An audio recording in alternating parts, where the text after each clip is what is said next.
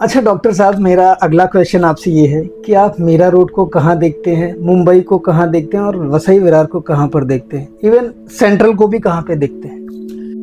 बागेश्वर भाई, मैं आपको बताऊं कि जैसा कि आपने पूछा कि मीरा भाईंदर को कहाँ देखते हैं, मैं बताऊं आपको, मीरा भाईंदर के अगर ताल्लुक से मैं बात करूं या जैसा कि आपने पूरे केंद्र की बात करी जी।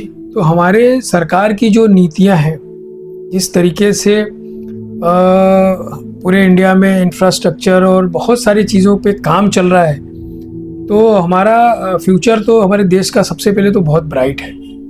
और जहाँ तक मैं, अगर हम मीरा भाईंदर में बैठे हैं, मुंबई महाराष्ट्र में बैठे हैं, तो हम अगर उसकी डेवलपमेंट की बात करूँ तो आज की तारीख में मीरा भाईंदर, अगर मैं बोलूँ तो सबब का सबसे ज़्यादा फास्टेस्ट ग्रोइंग सिटी अगर हम बोले तो वो हमारा मीरा भाईंदर है।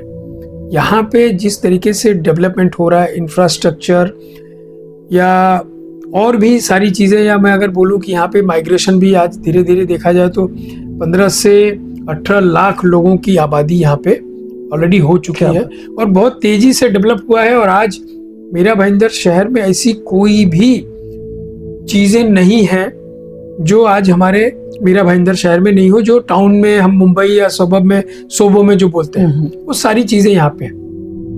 हर ताल्लुक से आप देख लो, कॉलेज, मल्टीप्लेक्स, सीमेंट की road, high rise tower, colleges, medical के कॉलेजेस, हॉस्पिटल्स, मतलब ऐसी कोई चीजें नहीं है जो आज हमारे मीरा भाईंदर शहर में नहीं है। चाहे बड़े ब्रांड्स,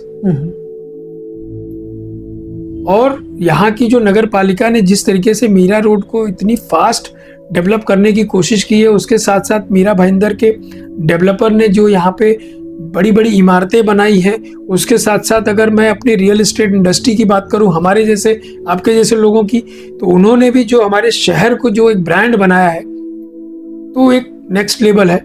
और जहाँ तक रही बात नायगांव, नाला सोपारा, वसई, विरार, पालघर डिस्ट्रिक्ट की अगर मैं बात करूं तो मुंबई 4.0, जी, खाली इतना ही बोलूं ना तो मुझे लगता है कि लोगों को समझ में आ जाना चाहिए कि मुंबई 4.0 क्या होने वाला है, उसका क्या भविष्य है। जी।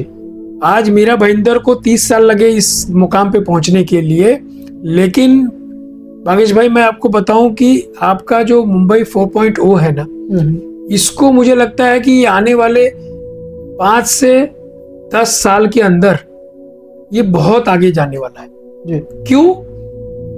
क्योंकि वहां की जो नगर पालिका है, वहां के जो डेवलपर हैं, वहां के जो लोकल लोग हैं, जो अपने शहर को, अपने पालघर डिस्ट्रिक्ट को जो बनाने में लगे हैं, उसके साथ साथ हमारी सरकार जो है, महाराष्ट्र सरकार, मैं अगर बात करूं हमारे यशस्वी हमारे मुख्यमंत्री देवेंद्र फडणवीस जी की, वो जिस तरीके से मुंबई 4.0 को देख रहे हैं, उसमें हमारे मुंबई 4.0 का भविष्य दिख रहा है जी। क्योंकि आज की तारीख में डेवलपमेंट की अगर बात करें वहां पे, तो वाधवन पोर्ट आज एशिया का अगर मैं बोलूं तो सबसे बड़ा वाधवन पोर्ट वहां पे आ रहा है। ये प्रिविलेज आपके पालघर डिस्ट्रिक्ट में है जी। एयरपोर्ट आ रहा है पालघर डिस्ट्रिक्ट में जी, जो हमारे मुंबई महाराष्ट्र का 3rd एयरपोर्ट जो है वो आपके क्षेत्र में आ रहा है। उसके साथ साथ बुलेट ट्रेन स्टॉप आपके यहाँ पे है जी। अगर मैं कोस्टल रोड की बात करूं तो वो वहां पे आ रहा है। तो ये सारी कनेक्टिविटी, ये सारी चीजें जो है ना, ये नेक्स्ट लेवल लेके जाएंगी हमारे पालघर डिस्ट्रिक्ट को। तो ये जो 4.0 है ना, हमारे मुंबई, फिर उसके बाद 2nd मुंबई, 3rd मुंबई, ये जितना भी डेवलप करने में इनको लगा ना, मुझे लगता है कि ये जो 5 से 10 साल के बीच में ना 4.0 का एक नेक्स्ट लेवल जाएगा।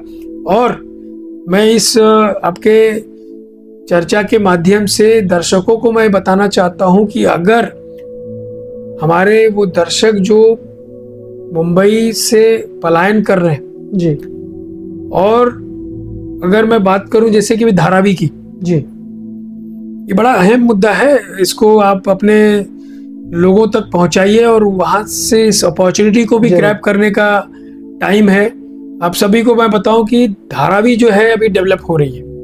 आप सभी को पता होगा कि अडानी वहां पे आ गए और अडानी बहुत बड़े पैमाने पे वहां पे एक डेवलपमेंट कर रहे हैं, लेकिन आप सबको मालूम है कि धारावी बहुत बड़ा स्लम था। वहां के लोग अब माइग्रेट हो रहे जी। हैं भागेश भाई, जी वो कहाँ जाएंगे?